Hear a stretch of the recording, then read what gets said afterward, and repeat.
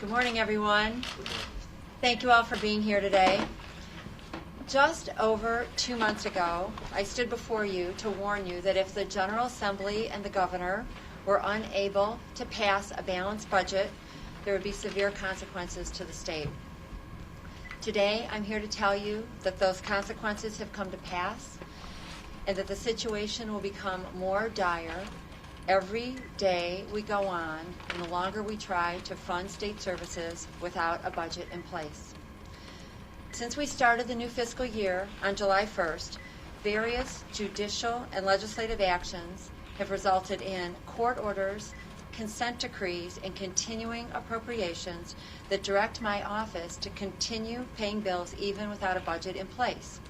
In fact, right now, our office is operating under more than a dozen court orders and consent decrees that authorize us to pay everything from social services to Medicaid to state employee payroll. In addition, we are also required to pay statutory continuing payments, including things like our debt service, retirement payments, lawmaker salaries, local government tax payments, and tax refunds. So when you put it all together, between the court orders, the consent decrees, the continuing appropriations, and other mechanisms that are being used to pay bills in our state despite a budget in place right now, we estimate that we are paying about 90% of bills that were covered under last year's budget. And so that all sounds like that should be good on the surface, doesn't it? But the problem is that Illinois does not have the money to back up what is being committed in these court orders, because these court orders are spending money based on fiscal 15 spending. In fact, revenues this year in fiscal 16 are expected to be down by almost 18%, or $2.4 billion just in the first half of this year alone. This is not a surprise that our revenues are lower, given that the temporary tax increase sunset back in January. But simple math tells you that with a revenue decline, you need to reduce your spending or change your spending patterns, and that simply has not happened as we have gone into this new fiscal year without a budget. As a result, we find ourselves in the position when checks are being written, directed by the courts, there is no consideration given to how much money actually we have in our state's bank accounts. This is clearly a recipe for disaster, and the longer that this continues, the harder it will be for our state to regain its financial footing. The numbers speak for themselves. As you can see from this chart over here, we finished August with unpaid bills that totaled about $5.5 billion. Those are bills owed to schools, hospitals, businesses, social service organizations, and other agencies and groups totaling, again, $5.5 billion. As of today, that number is at about $6 billion.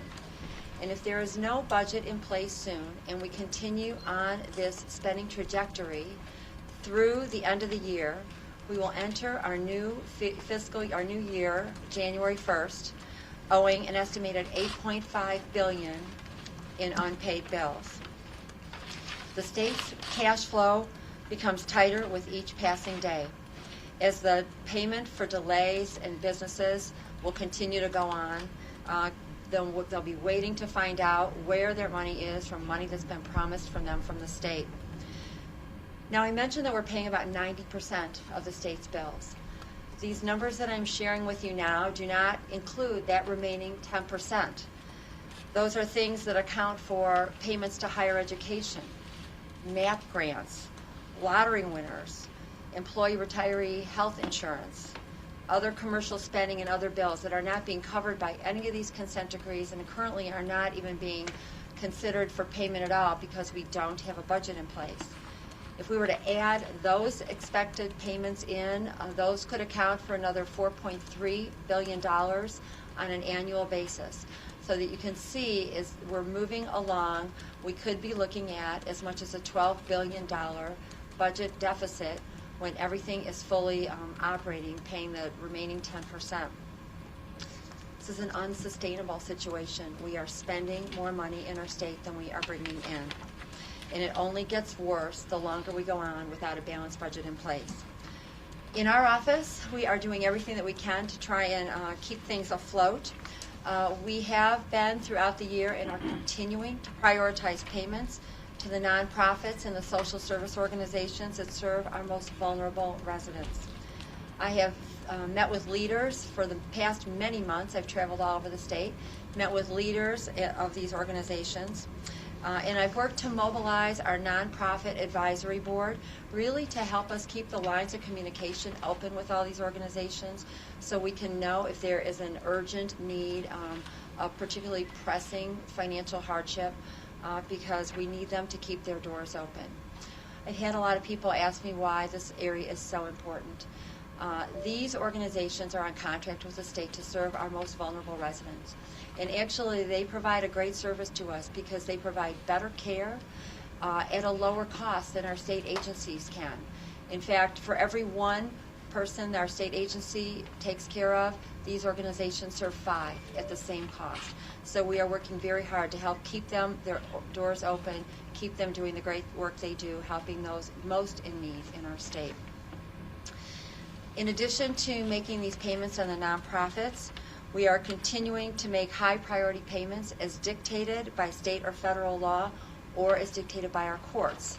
These payments include debt service, retirement system payments, state payroll, education, Medicaid, foster care, child care payments.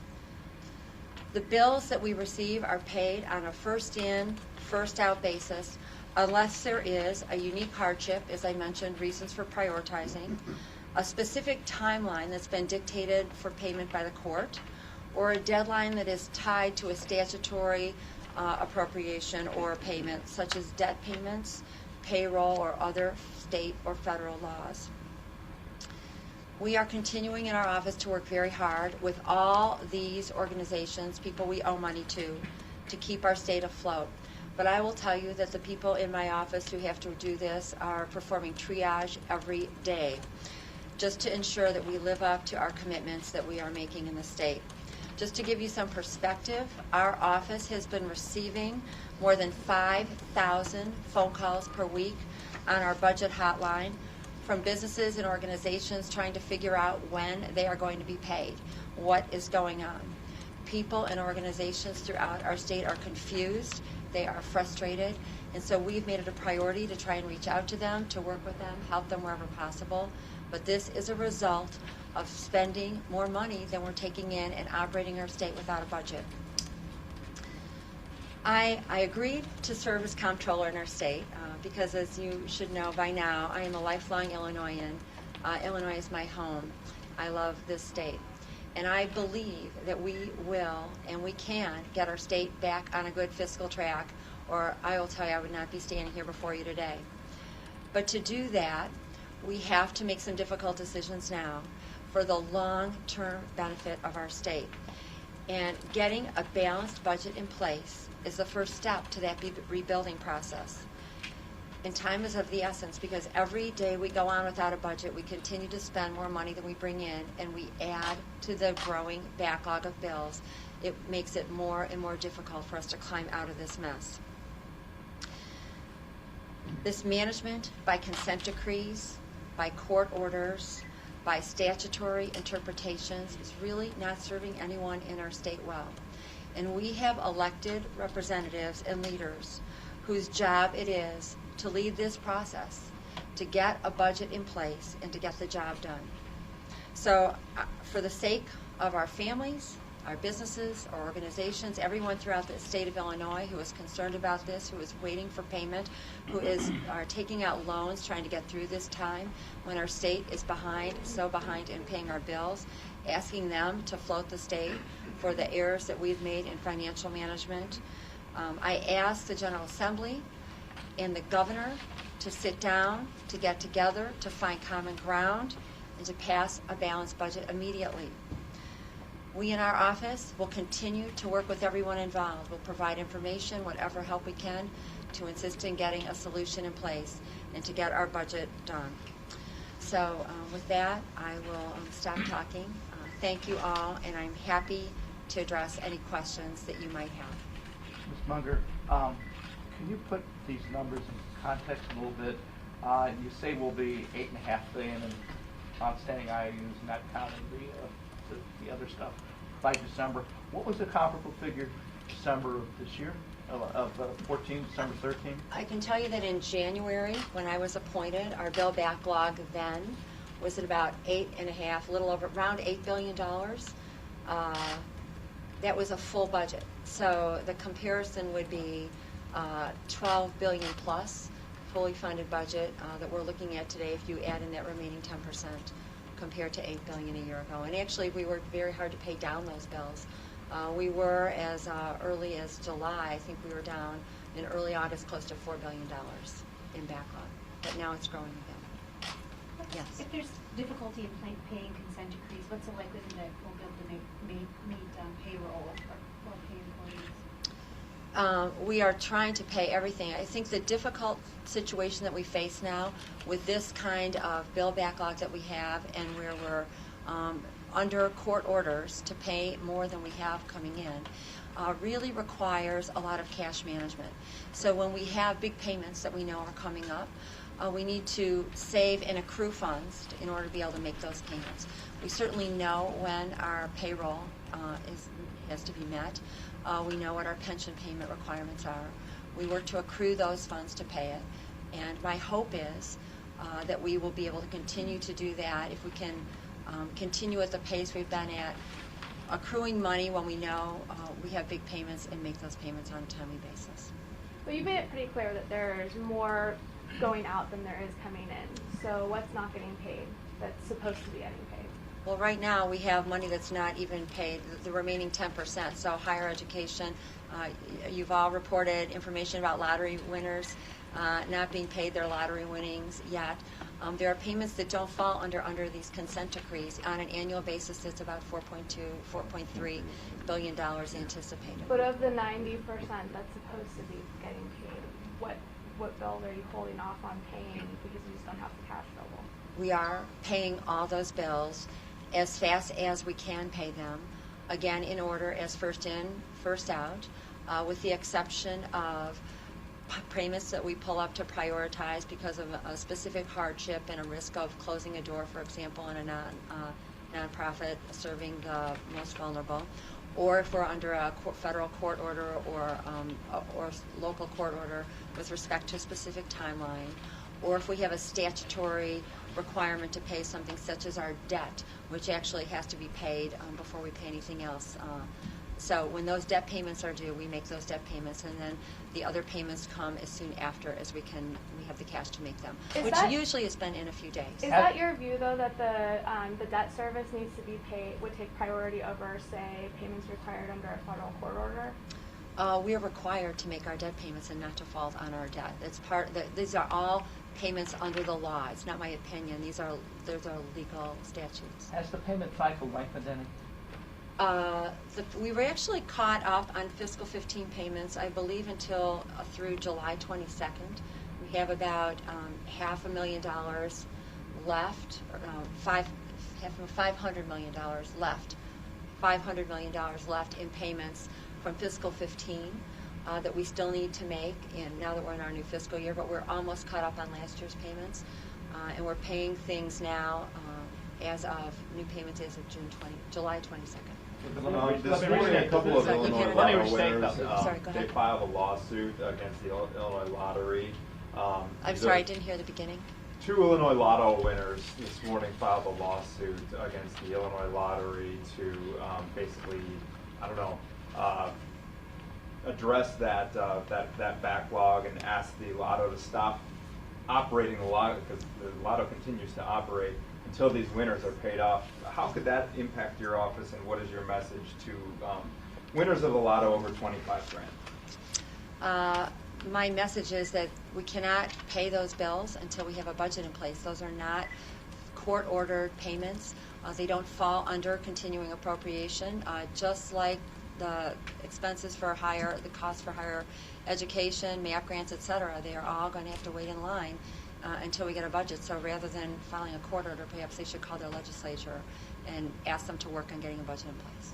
Is there a specific of the backlog? Is there something that's eating up more of this than others? I mean, you kind of went through the list of what is in the backlog, but is there one that's more substantial than the others? Medicaid, for example. Our pension payments into the pension funds are quite large. They're somewhere in the $550 million per payment cycle. I think Medicaid, 550. Medicaid is going to be a very big payment that we have been court ordered to pay. I believe we have a little over $1 billion right now in federally mandated Medicaid payments. Knowing this control, have we reached a point yet where the income tax would have to be restored in order to deal with some of the backlog or some of the bills that have been incurred since January 1st? We are at a point right now where we can't even tax our way out of this, which I think speaks to the poor decisions that have been made in the past about building up such a backlog in debt. You will recall that when taxes were raised a number of years ago, we were supposed to pay down our debt. We are looking at a deficit in the range of $8 to $12 billion in a full budget. We cannot tax our way out of that anymore. But you're going to have to. Would you agree though that you'd have to tax at some point, increase taxes at this point in order to deal with even some of it? What I will agree to is that we need a balanced budget so we can stop adding to this right away. I do believe that, honestly, that there are a lot of ways to get to a balanced budget. There's a lot of talk about revenue increases. There are also, I believe, a lot of opportunity for spending reductions in the state. And I will tell you that in my own office, I'm one of the few offices that did this. I believe the Lieutenant Governor and Governor's office were the only two of the constitutional officers that did this beside ours. We cut our budget 10% this year. We did it by living at a lower head count. People would transfer out of our office. We consolidated departments. We cross-trained people. We cut our budget 10%. We could ask all the organizations throughout the state to do that. That would certainly free up some funds. That has not been done. So there's definitely no. They're not state They're funded by the state, but they are not part of the state organization. Ms. Munger, you they're talked about contract. 5,000 calls a week in your offices. Can you describe a couple of particularly poignant calls? I don't take those calls personally. I'm sure you've heard about some of them. Right? So people wonder where their payments are. There are a number of organizations that are waiting months for payment. People wonder where they are on the backlog. I've heard about grants that were approved in the last fiscal year that people still don't know where they are. There's one I got a phone call on actually yesterday for a grant for a school. They're doing a building project. It was approved and funded through last year's budget, and they don't know where it is yet. And we're definitely cash strapped. So we get phone calls all the time. I think the bottom line is that people are waiting a long time for their money, and it gets harder and harder as we build up these kind of backlogs. Yes. Comptroller, you had mentioned about a month ago that there was money in your office, at least discussions about using money to upgrade your computer systems. This came up with the payroll. Is that still happening, or is that $50 million, I believe, for this year being held up by the lack of budget? Some of that was funded. Some of it was funded. The software was purchased using funds from Fiscal 15. It was all purchased in Fiscal 15. But the absolute moving ahead on the pilot and expense of things is pretty much on hold right now because of no budget. We are part of the not funded at all right now group, so all those things are being held up. Last question, Comptroller, please. you mentioned the debt payments are legally required to be made. We have a net peer situation where an appropriated debt payment deposit was missed and resulted in a 7-notch downgrade for the authority. Does your office see any other appropriated debt payments not being paid? We are working very hard to make all the payments that we are statutorily required to make. And as I mentioned, those payments, we know what they are. We anticipate those payments. We accrue cash to make those payments. And they are made on time, and we are working hard to continue to do that. Controller, Thank you. given Thank you. Control, given the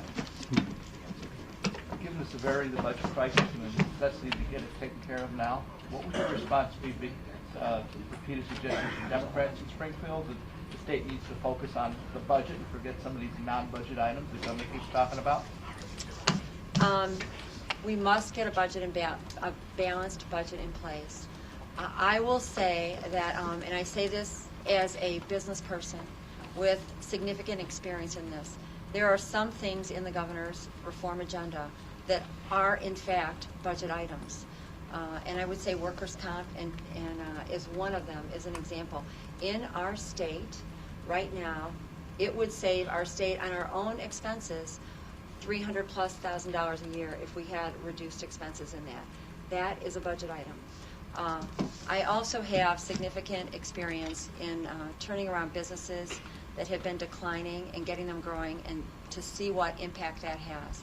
And I can tell you, when I led the Suave hair care business, through a combination of improving product and reducing the price of the product, expanding the base of people using it, we took the brand from being a $100 million declining brand to a $200 million growing brand, and increased our profits 80%. That is what the governor is trying to do with some of the changes, make Illinois more Given the competitive, severity to of the keep budget crisis, businesses. might it be better best to just defer that for later and take care of the budget first? Part of getting a growing economy is part of getting the budget. As I mentioned to Mr. Thomas, we are in a situation, I believe, based on what happened the last time we raised taxes, we cannot tax our way out of this. We have got to get a growing, vibrant economy to help get our revenues and our state back on a strong track. Part of that requires some of these reforms the governor is talking about. They are, in fact, budget items. It will help our own state's bottom line immediately through the costs we incur in our state. It will help our businesses stay here. It has to be a collaborative effort. There are going to be many things that it's going to take to get a balanced budget, but to simply take them off the table, I think would be an error, because we go down the same road we went down the last time, and here's where we are today. Thank you, very everybody. much.